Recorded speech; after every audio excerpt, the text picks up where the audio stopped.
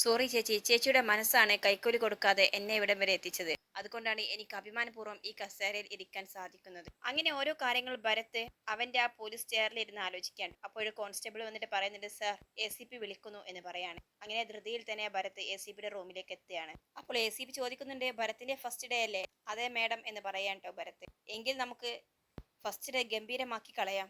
CM ഇടപെട്ട ഒരു കേസുണ്ട്, ഭവനഭേദനം കൊലപാതക ശ്രമം. പ്രതി ഒരു ലേഡിയാണ്, നമുക്ക് അവരെ പോയി കസ്റ്റഡിയിൽ എടുക്കണം എന്ന് പറയാം. ഓക്കെ മാം, ഞാൻ റെഡിയാണ് എന്ന് ഭരത്തും പറയാം. എന്നിട്ട് അവർ അവരെ നിന്നും പുറപ്പെടുകയാണ് കേട്ടോ.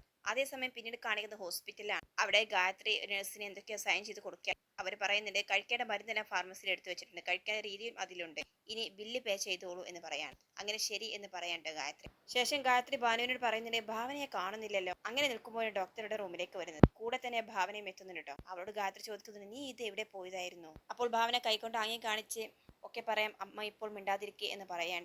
പിന്നീട് ഡോക്ടർ ഭാനുവിനോട് ഇപ്പോൾ ഓക്കെ അല്ലേ ഭാനു, എങ്ങനെയുണ്ട് എന്നൊക്കെ ചോദിക്കുകയാണ്. എല്ലാം ഓക്കെയാണ് എന്ന് അവൾ പറയാൻ കേട്ടോ. പിന്നീട് ഡോക്ടർ ഭാനുവിനെ ഓരോ കാര്യങ്ങൾ പറഞ്ഞ് നന്നായിട്ട് ഉപദേശിക്കാൻ കേട്ടോ. അപ്പോൾ ഭാവന പറയുന്നുണ്ട് ഭാനുവിനോട്, നിന്റെ ലക്ഷ്യം എന്താണെന്നും എന്റെ ആഗ്രഹം എന്തായിരുന്നു എന്നൊക്കെ ഞാൻ ഡോക്ടറോട് പറഞ്ഞിട്ടുണ്ട്. തെറ്റുകൾ ആർക്കും സംഭവിക്കും മോളെ, പക്ഷെ അത് തെറ്റാണെന്ന് കണ്ടെത്തിയാൽ തിരുത്താനും കഴിയണം.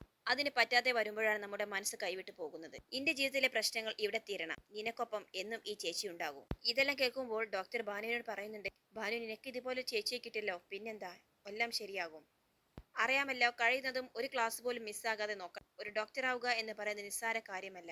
അപ്പോൾ ഭാനു പറയുന്നുണ്ട്, അറിയാം ഡോക്ടർ, ഇനി എന്റെ ഭാഗത്തു നിന്നും ഇങ്ങനെ ഒരു നീക്കം ഉണ്ടാകില്ല. അപ്പോൾ ഗുഡ് ഗേൾ എന്ന് പറയേണ്ട ഡോക്ടർ. പിന്നീട് പറയുന്നുണ്ട്, ഭാവനയോട് ഞാൻ എല്ലാ കാര്യങ്ങളും പറഞ്ഞിട്ടുണ്ട്. എന്റെ നമ്പർ ഭാവനയുടെ കയ്യിലുണ്ട്. എന്ത് പ്രശ്നമുണ്ടായാലും ഭാനു എന്നെ വിളിക്കണം. അത് ഇത്തരത്തിലുള്ള മാനസിക പ്രശ്നങ്ങളായാലും പഠനത്തിന്റെ കാര്യത്തിലായാലും ശരി.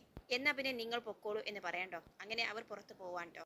പിന്നീട് ഭാവന ഒന്ന് ചോദിക്കുന്നുണ്ട്, ഭാനു നീ ഓക്കെയാണ് ചേച്ചി എന്ന് പറയാണ്. അപ്പോൾ ഗായത്രി ഭാവനയോട് ബില്ല് അടച്ചോ എന്ന് ചോദിക്കുന്നുണ്ട്. അവൾ അതെ എന്ന് പറയാൻ കേട്ടോ. അങ്ങനെ അവർ ഭാനുവിനെയും കൊണ്ട് വീട്ടിലേക്ക് പുറപ്പെടുകയാണ്. പിന്നീട് കാണിക്കുന്നത് ഭാവനയുടെ വീടാണ്. അവിടെ സേതു ലേറ്റ് ആയിട്ട് എണീക്കാൻ. മായോട് ചോദിക്കുന്നുണ്ട് സമയം എത്രയായി എന്ന്. 11 മണിയായി എന്ന് പറയാൻ കേട്ടോ മായ. ഞാനൊന്ന് ഉറങ്ങിപ്പോയി എന്ന് സേതു പറയാം. അപ്പോൾ മായ പറയുന്നുണ്ട്, ഇന്ന് രാവിലെ ഭരത് ഡ്യൂട്ടി കയറിയല്ലേ, സേതുവേട്ടന്റെ അടുത്ത് വന്നപ്പോൾ സേതുവിന് നല്ല ഉറക്കമായിരുന്നു. അവനും തന്നെ ഇന്നലെ ലേറ്റ് ആയിട്ടില്ല കിടന്ന്, എണീക്കാൻ വൈകിപ്പോയി, അതുകൊണ്ട് ഭക്ഷണം പോലും കഴിച്ചിട്ടില്ല. എന്തായാലും കൊള്ളാം, അമ്മയോ ഭാവനയോ ആരും ഇവിടെ ഇല്ലാത്തൊരു ദിവസമായി പോയി. പിന്നീട് അവൻ അച്ഛന്റെ ഫോട്ടോക്ക് മുന്നിൽ പോയി പ്രാർത്ഥിച്ചാണ് പോയത്. അപ്പോൾ സേതു പറയുന്നത്, അതെന്തായാലും നന്ന, എല്ലാവരുടെയും അനുഗ്രഹം അവന് നേരത്തെ വാങ്ങിച്ചിട്ടുണ്ടല്ലോ, അച്ഛന്റെ ഒരു പ്രാർത്ഥന ഉണ്ടെങ്കിൽ അവനെല്ലാം ആയല്ലോ എന്ന് പറയാം. പിന്നീട് ഭാവനയെ വിളിച്ചില്ലേ എന്ന് ചോദിക്കുന്നുണ്ട് സേതു. ഞാൻ വിളിച്ചു, പക്ഷെ കിട്ടുന്നില്ല. അമ്മയ്ക്ക് വിളിച്ചപ്പോൾ പറഞ്ഞത് അവൾ ആരെയോ കാണാൻ പോയി എന്നാണ്. തിരിച്ചു വന്നാലുടനെ അവർ ഇങ്ങോട്ടേക്ക് പുറപ്പെടും എന്നും പറഞ്ഞിരുന്നു. എന്തായാലും സേതുവേട്ടൻ ഇനി അവർ വരും. ഭാനുവിനോട് ഒന്നും ചോദിക്കാൻ നിൽക്കേണ്ട, എന്തുണ്ടെങ്കിൽ നമുക്ക് സാവകാശം ചോദിക്കാം. അറിയാമല്ല, ഒരു അറ്റംപ്റ്റിൽ നിന്നും അവൾ രക്ഷപ്പെട്ടിട്ടാണ് ഇങ്ങോട്ട് തിരിച്ചു വരുന്നത്. വെറുതെ അവളുടെ മനസ്സിനെ താളം തെറ്റിക്കാൻ. അവളോട് എന്തായാലും ഭാവന കാര്യങ്ങളെല്ലാം ചോദിച്ചിട്ടുണ്ടാവും. നമുക്ക് ഭാവനയോട് ആദ്യം ചോദിക്കാം, എന്നാൽ പിന്നെ അങ്ങനെ ചെയ്യാം എന്ന് സേതുവും സമ്മതിക്കുകയാണ്. അപ്പോഴേക്കും പുറത്തു നിന്നും വണ്ടിയുടെ ഹോണടി കേൾക്കാൻ കേട്ടോ. ഇത് കേൾക്കുമ്പോൾ മായ പറയുന്നുണ്ട്, അവർ വന്നു എന്ന് തോന്നുന്നു, എങ്കിൽ നമുക്ക് പോയി നോക്കാം എന്ന് പറഞ്ഞ് സേതുവും മായയും കൂടി പുറത്തേക്ക് പോവാൻ കേട്ടോ. പിന്നീട് കാണിക്കുന്നത് സൂര്യയുടെ വീടാണ്. അവിടെ ദേവൻ ലാപ്ടോപ്പിൽ എന്തൊക്കെയോ കാര്യങ്ങൾ തിരക്കിട്ട് നോക്കിയാണ്. ആ സമയത്ത് ജയ അവിടേക്ക് വരും. സൂര്യ എവിടെ പോയി ദേവേട്ട എന്ന് ചോദിക്കുന്നുണ്ട്. അവൻ നമ്മുടെ ഒരു പഴയ പാർട്ട്ണറെ കാണാൻ പോയതാണ് എന്ന് ദേവൻ പറയാൻ. ദേ കള്ളം പറയരുത് ദേവേട്ട എന്ന് പറയാട്ടോ ജയ. സൂര്യ ഹോസ്പിറ്റലിൽ പോയതല്ലേ എന്ന് ചോദിക്കും. ഹോസ്പിറ്റലിലെ ഏത് ഹോസ്പിറ്റലിൽ എന്ന് ചോദിക്കേണ്ട ദേവൻ. എന്താ ഞാനൊന്നും അറിയില്ല എന്ന് കരുതിയോ? ഭാനു ആത്മഹത്യക്ക് ശ്രമിച്ച് ഇന്നലെ രാത്രി ഹോസ്പിറ്റലിലായത് ദേവേട്ടൻ അറിഞ്ഞില്ലേ? സൂര്യൻ ദേവേട്ടനും അത് അറിഞ്ഞു കാണുന്നു എനിക്കറിയാം. രാവിലെ തന്നെ സൂര്യ പോയത് ഹോസ്പിറ്റലിലേക്കാണെന്നും എനിക്കറിയാം. അപ്പോൾ ദേവൻ പറയുന്നത്, നീ പറഞ്ഞതൊക്കെ ശരി തന്നെയാണ്, പക്ഷെ ഇപ്പോൾ പേടിക്കാനൊന്നുമില്ല. അല്ലെങ്കിൽ തന്നെ എനിക്കെന്തേ പേടി? ജീവിക്കാൻ താല്പര്യമില്ലാത്തവർ പോകും, അത്ര തന്നെ. പക്ഷെ ഇതുപോലുള്ള കാര്യങ്ങൾ എന്നിൽ നിന്നും എന്തിനാണ് മറച്ചു പിടിക്കുന്നത്? അതാണ് എനിക്ക് മനസ്സിലാവാത്തത് എന്ന് ചോദിക്കാൻ കേട്ടോ ജയ. ഇതിലിപ്പോൾ കൂടുതലൊന്നും പറയാനൊന്നുമില്ല. ഭാനു എന്തോ ബുദ്ധിമോശം കാണിച്ചു, അവൾ ഹോസ്പിറ്റലിലായി, ഇപ്പോൾ അവർ ഡിസ്ചാർജ് ആയി വീട്ടിലേക്ക് പോയിട്ടുണ്ട്, കാര്യം ഒന്നുമില്ല എന്ന് പറയാൻ കേട്ടോ ദേവൻ. അപ്പോൾ ജയ ചോദിക്കുന്നുണ്ട്, ഓഹോ, അപ്പോൾ ദേവനെല്ലാം അറിയുന്നുണ്ടല്ലേ? അവൻ ഇങ്ങ് വരട്ടെ, ഞാൻ അവന്റെ ആരാണെന്ന് ഇന്ന് എനിക്കറിയണം. കേൾക്കുമ്പോൾ ദേവൻ ചോദിക്കാനാണ്, സൂര്യ ഹോസ്പിറ്റലിലേക്കാണ് പോയത്, തന്നോട് ആരാന്ന് പറഞ്ഞത്? ഞാൻ പറഞ്ഞില്ലേ, നമ്മുടെ ആ പഴയ പാർട്ട്ണർ രാംദാസിനെ കാണാൻ വേണ്ടിയിട്ടാണ് സൂര്യ പോയിരിക്കുന്നത്. നിനക്ക് ഇഷ്ടമുണ്ടെങ്കിൽ നീ വിശ്വസിച്ചാൽ മതി. ഹോസ്പിറ്റൽ കേസ് അത്ര സീരിയസ് അല്ലാത്തത് കൊണ്ടാണ് അവൻ അവിടേക്ക് പോവാതിരുന്നത്. വെറുതെ ആരെങ്കിലും എന്തെങ്കിലും പറഞ്ഞത് കേട്ടെങ്കിൽ ചോദിക്കാൻ വന്നു. എന്തേ ജയ ഇത് 2025 നീ അറിഞ്ഞില്ല? ഇപ്പോഴും 69 അമ്മമാരുടെ പരാതിയും പരിഭവം ഒക്കെയാണ് നിനക്കുള്ളത്. എല്ലാം കേൾക്കുമ്പോൾ ജയക്ക് ദേഷ്യം വരാൻ കേട്ടോ. അവൾ അവിടെ നിന്ന് പോവുകയാണ്. പിന്നീട് കാണിക്കുന്നത് ഭാവനയുടെ വീടാണ്. അവിടെ ഭാനുവിനെ മായ ഫുഡ് വാരി കൊടുക്കാൻ കേട്ടോ. ഭാമയും അരുന്ധതിയും തൊട്ടടുത്ത് തന്നെ അത് നോക്കി നിൽപ്പുണ്ടായിരുന്നു. അപ്പോഴാണ് സേതു അവിടെ വന്നിരിക്കുന്നത്. എന്താ മോളെ ഇതൊക്കെ? നിനക്ക് എന്ത് വിഷമം ഉണ്ടായിരുന്നെങ്കിൽ നിനക്ക് ഞങ്ങളോട് പറഞ്ഞാൽ പോരായിരുന്നോ? ഇതിപ്പോൾ നീ ഞങ്ങളെല്ലാവരും വിഷമിപ്പിച്ച് കളഞ്ഞില്ലേ എന്ന് ചോദിക്കാൻ. അപ്പോഴവിടേക്ക് ഗായത്രി ചായയുമായിട്ട് വരുന്നു. കൂടെ തന്നെ ഭാവനയും ഉണ്ടായിരുന്നു കേട്ടോ.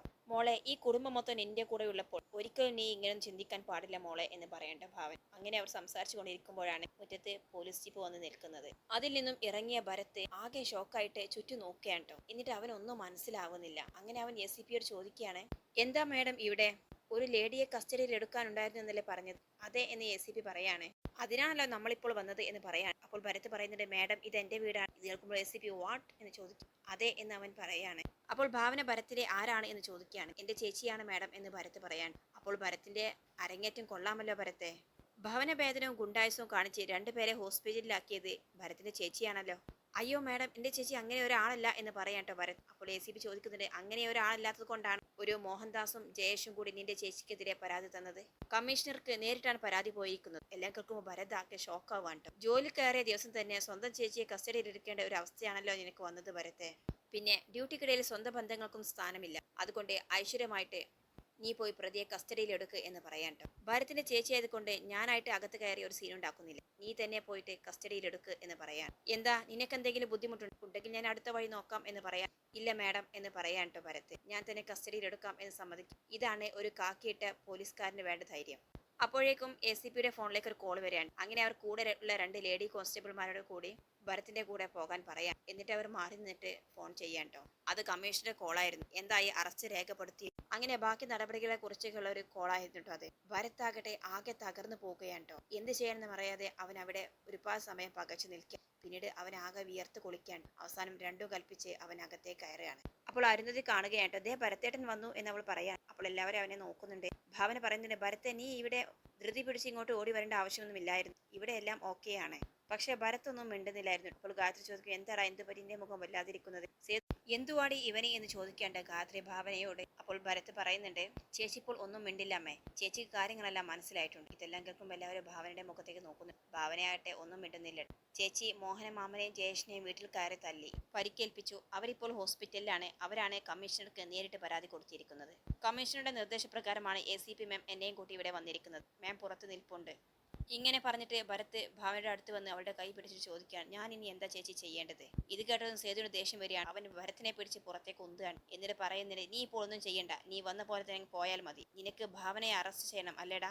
അപ്പോൾ ഗായത്രി വന്നിട്ട്, എടാ നന്ദിയില്ലാത്തവൻ, നിനക്ക് എങ്ങനെ നിന്റെ ചേച്ചിയുടെ മുഖത്ത് നോക്കി ഇങ്ങനെയൊക്കെ പറയാൻ തോന്നുന്നു? ഇറങ്ങി പൊക്കോണം ഇവിടെ നിന്ന് എന്ന് പറയാൻ ട്ടോ. അപ്പോൾ ഭാവന വന്ന് എല്ലാവരെയും തടയാണ്. കൊള്ളാം, ജോലിക്ക് കയറി ആദ്യം ദിവസം തന്നെ നിനക്ക് എന്റെ ചേച്ചിയെ അറസ്റ്റ് ചെയ്ത് ഹീറോ ആക്കണം അല്ലേ എന്നൊക്കെ ചോദിക്കേണ്ട കാര്യം. ഒന്നും ഇടാതെ ഭരത് അവിടെ തന്നെ നിൽക്കുകയാണ്. അപ്പോൾ ഭാവന വന്ന് പറയുന്നുണ്ട്, അമ്മേ ഭരത്തിനെ ഒന്നും പറയരുത്. അവൻ അവന്റെ ഡ്യൂട്ടി ചെയ്യാൻ വന്നിരിക്കുക. അവിടെ സ്വന്തം ബന്ധങ്ങൾക്കൊന്നും യാതൊരു സ്ഥാനവുമില്ല. അപ്പോൾ ഗായത്രി അവളോട് പറയുന്നത്, നിനക്ക് ഇങ്ങനെയൊക്കെ പറയാം. അപ്പോഴേക്കും സേതു വന്നിട്ട് ഭരത്തിന്റെ കോളറിനെ പിടിക്കാൻ ട്ടോ. എന്നിട്ട് പിടിച്ച് തള്ളാണ്. നീ ഡ്യൂട്ടിക്ക് കയറിയപ്പോൾ നിന്റെ ചേച്ചിയെ നീ മറന്നോ? അപ്പോൾ ഭാവന വന്നിട്ട് അവനെ സെപ്പറേറ്റ് ചെയ്ത് നിർത്തുന്നുണ്ട്. എന്നിട്ട് പറയുന്നുണ്ട്, സേതുവേട്ട ഒരിക്കലും ഇങ്ങനെ ചെയ്യാൻ പാടില്ല. ഞാൻ ആഗ്രഹിച്ച ഭരത്താണ് ഇപ്പോൾ എന്റെ മുന്നിൽ വന്ന് നിൽക്കുന്നത്. മുഖം നോക്കാതെ നടപടിയെടുക്കുന്ന ഒരു പോലീസ് ഓഫീസർ ആകാനാണ് ഞാൻ ഇവനെ പഠിപ്പിച്ചത്. അപ്പോൾ ഗായത്രി ചോദിക്കുന്നത്, അതിന് നിന്നെ തന്നെ അവനെ അറസ്റ്റ് ചെയ്യണം. മായൻ ചോദിക്കുന്നുണ്ട്, ഭരത്തിനെ എങ്ങനെ ഇങ്ങനെ സാധിക്കും? അങ്ങനെ ഭാമയും അരുന്ധതിയും എല്ലാവരും ഭരത്തിനെ കുറ്റപ്പെടുത്താൻ ട്ടോ. ഭരത്തായിട്ട് ആകെ നിസ്സഹായ അവസ്ഥയിൽ വിഷമിച്ച് നിൽക്കുകയാണ്. അവസാനം ഭാനു കരഞ്ഞുകൊണ്ട് എഴുന്നേറ്റ് പറയുന്നുണ്ട്, ഭരത്തേട്ട എനിക്ക് വേണ്ടിയിട്ടാണ് ഭാവനേച്ചി അവിടെ പോയി തല്ലുണ്ടാക്കിയത്. ഭാവനച്ചിക്ക് പകരം എന്നെ കൊണ്ടുപോക്കോ. എന്നിട്ട് ഭരത്തിന്റെ കൈ പിടിച്ചിട്ട്, വാ ഭരത്തേട്ട നമുക്ക് പോകാം, ഞാൻ വരാം ഭരത്തേട്ടന്റെ കൂടെ എന്ന് പറയാൻ. എല്ലാം കണ്ട് എല്ലാവരും ഷോക്കായി നിൽക്കാൻ. ഭരത്താകട്ടെ ആകെ ധർമ്മസങ്കടത്തിലും. അങ്ങനെ അവൻ എന്ത് ചെയ്യണമെന്ന് അറിയാതെ നിൽക്കുന്ന സമയത്താട്ടോ ACP അകത്തെ കയറി വരുന്നത്. എന്തായി ഭരത്തെ കാര്യങ്ങൾ, നീ കസ്റ്റഡിയിൽ എടുത്തില്ലേ എന്ന് ചോദിക്കുകയാണ്. അത് മാഡം, ഞാൻ കാര്യങ്ങൾ ചോദിക്കുകയാണ് എന്ന് പറയാട്ടോ അവന്. ആരാണ് ഭാവന എന്ന് ചോദിക്കാട്ടെ ACP. അങ്ങനെ ഭാവന ഒന്ന് മുന്നോട്ട് നിൽക്കുന്നുണ്ട്. അപ്പോൾ ഭരത് പറയുന്നുണ്ട്, മാഡം ഇവിടെ ഭാവനേച്ചി ഒരു തെറ്റും ചെയ്തിട്ടില്ല. എന്റെ അനിയത്തിയാണ് ഈ നിൽക്കുന്ന ഭാനു. ഇവളെ ട്രാപ്പിലാക്കാൻ ശ്രമിച്ചിരിക്കുന്ന ആ ജയേഷ്. അവന് ഒരു താക്കീതുമായിട്ടാണ് ചേച്ചി അവിടെ എത്തിയത്. ബാക്കിയെല്ലാം അവർ ഉണ്ടാക്കിയ കേസാണ് മാഡം. ഇതിലൊരു വാസ്തവവുമില്ല. മാത്രവുമല്ല ഭാവനേച്ചി ഗർഭിണി കൂടിയാണ് എന്ന് പറയാണ്. ഇത് കേൾക്കുമ്പോൾ ACP പറയുന്നുണ്ട്, ഓക്കെ, എന്തായാലും ഞാൻ ഈ കാര്യത്തെക്കുറിച്ച് കൂടുതലൊന്ന് അന്വേഷിക്കട്ടെ. എന്നിട്ട് വീണ്ടും വരാം. എന്തായാലും ഒരു കസ്റ്റഡി എടുക്കൽ നിർബന്ധമായാൽ അങ്ങനെ ഉണ്ടാകും. തൽക്കാലത്തേക്ക് ഇപ്പോൾ കസ്റ്റഡിയിൽ എടുക്കുന്നില്ല എന്ന് പറയാണ്. അങ്ങനെ ഭരത്തും ഗായത്രിയും ബാക്കി എല്ലാവരും ചേർന്ന് ACPയോട് നന്ദി പറയുന്നുണ്ട് കേട്ടോ. അപ്പോൾ ഭാനു പറയുന്നുണ്ട്, മാഡം ചെയ്ത വലിയൊരു ഉപകാരമാണ്. എനിക്ക് വേണ്ടിയിട്ടാണ് എൻ്റെ ചേച്ചിക്ക് ഇത്രയും കഷ്ടപ്പെടേണ്ടി വന്നത്. എൻ്റെ ചേച്ചിയല്ല അറസ്റ്റ് ചെയ്യേണ്ടത്, എന്നെയാണ് മാഡം. ഇനിയും കേസ് ഈ രീതിയിൽ മുന്നോട്ട് പോവുകയാണെങ്കിൽ മാഡം എന്നെ കസ്റ്റഡിയിൽ എടുക്കണം എന്ന് പറയാണ്. അതൊക്കെ ഞങ്ങൾ തീരുമാനിച്ചോളാം. തൽക്കാലത്തേക്ക് ഈ കേസ് എങ്ങനെ മൂവ് ചെയ്യുന്നു ഞാൻ നോക്കട്ടെ. കൂടുതൽ അന്വേഷിച്ചതിന് ശേഷം ഞാൻ വീണ്ടും വരും എന്ന് പറഞ്ഞിട്ട് അവർ അവിടെ നിന്നും ഇറങ്ങാൻ ട്ടോ. ശേഷം ഗായത്രി ഭാവനോട് ചോദിക്കുന്നുണ്ട്, അപ്പോൾ നീ ഒരാളെ കാണാനുണ്ട് എന്ന് പറഞ്ഞു പോയത് ഇതിനായിരുന്നു അല്ലേ?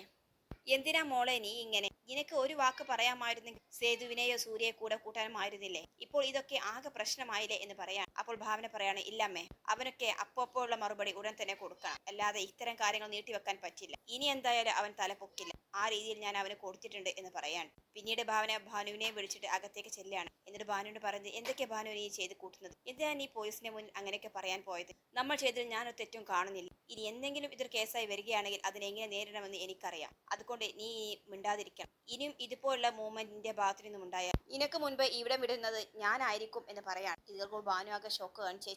ചേച്ചിയെ വിഷമിപ്പിക്കാൻ വേണ്ടിയല്ല ഞാൻ അങ്ങനെ ചെയ്തത്. ഇനി ഞാൻ അങ്ങനെ ചെയ്യുകയും പറയുകയും ഒന്നും ചെയ്യില്ല. എന്നെ വിശ്വസിക്ക് ചേച്ചി. എനിക്കൊന്നും എൻ്റെ ചേച്ചിയെ വേണം എന്ന് പറഞ്ഞ് അവൾ പൊട്ടിക്കരയാണ് ട്ടോ ഭാവനയെ കെട്ടിപ്പിടിച്ചുകൊണ്ട്.